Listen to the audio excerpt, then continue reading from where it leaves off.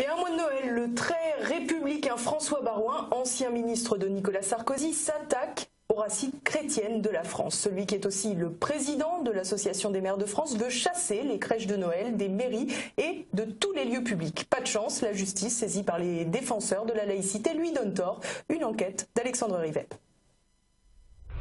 C'est cette crèche, installée dans le hall du Conseil général de Vendée, qui a déclenché la polémique l'an dernier.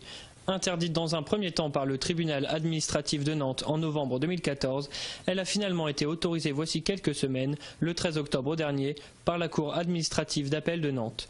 Elle siégera donc bien à nouveau dans l'entrée du Conseil départemental de Vendée dans quelques jours. Autorisée également la crèche installée par Robert Ménard, le maire de Béziers, en 2014. Le tribunal administratif de Montpellier lui a donné raison en juillet dernier contre les nombreuses associations qui avaient attaqué la ville en justice.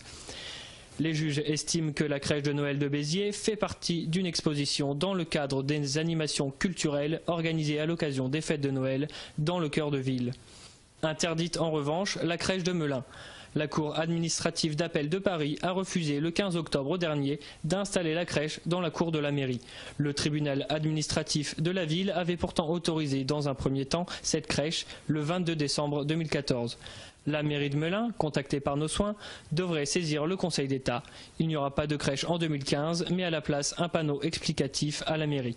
Elle espère pouvoir installer en 2016.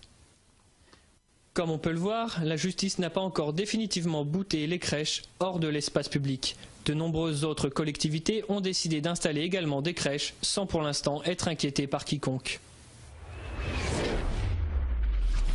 La laïcité, je sais que vous êtes un défenseur de la laïcité. Comment ça se passe à Troyes?